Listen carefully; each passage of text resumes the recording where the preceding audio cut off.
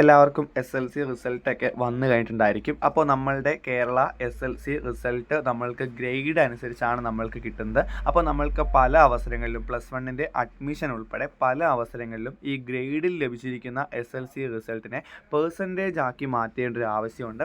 വളരെ എളുപ്പത്തിൽ നിങ്ങൾക്ക് തന്നെ പെർസെൻറ്റേജ് ആക്കി മാറ്റാവുന്നതേ ഉള്ളൂ. അതായത് A+ന് 9 മാർക്ക്, Aക്ക് 8 മാർക്ക്, B+ന് 7, Bക്ക് 6, ഇങ്ങനെ നിങ്ങൾ ആ നമ്പറുകളല്ല നിങ്ങൾക്ക് കിട്ടിയിരിക്കുന്ന ഗ്രേഡിന് ഈ പർട്ടിക്കുലർ നമ്പർ കൊടുത്ത് കൂട്ടിക്കഴിഞ്ഞാൽ നിങ്ങൾക്ക് എന്ത് കിട്ടും? നിങ്ങളുടെ പെർസെൻറ്റേജ് കിട്ടും. ഇനി നിങ്ങൾ അത്രയും പോലും കഷ്ടപ്പെടേണ്ട കാര്യമില്ല. നിങ്ങൾക്കിപ്പം ഞാനൊരു ലിങ്ക് ഡിസ്ക്രിപ്ഷനിൽ കൊടുത്തേക്കാം.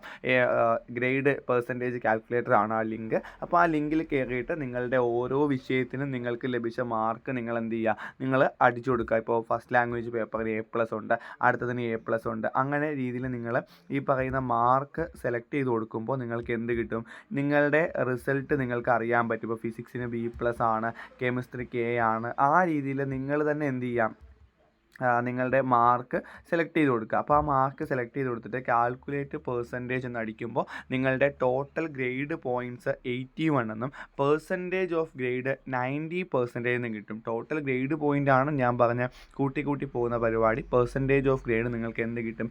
90% എന്നും കിട്ടും. അപ്പോൾ ഈ രീതിയിൽ നിങ്ങൾക്ക് ഈ പെർസെൻറ്റേജ് കാൽക്കുലേറ്റർ ഉപയോഗിച്ച് പ്രത്യേകിച്ച് ഒന്നും ചിന്തിക്കാതെ നിങ്ങളുടെ ഗ്രേഡിനെ പെർസെൻറ്റേജ് ആക്കി മാറ്റാൻ പറ്റും. അപ്പോൾ ഉറപ്പായിട്ടും ഈ വീഡിയോ നിങ്ങൾക്ക് യൂസ്ഫുൾ ആയിരിക്കും. ഡിസ്ക്രിപ്ഷനിലെ ലിങ്ക് എടുത്തിട്ട് നിങ്ങൾ ആ പെർസെൻറ്റേജ് കാൽക്കുലേറ്റ് ചെയ്യുക. എന്തെങ്കിലും ഡൗട്ടോ കാര്യങ്ങളൊക്കെ ഉണ്ടെങ്കിൽ നിങ്ങൾ കമൻറ്റിൽ ചോദിച്ചാൽ മതി.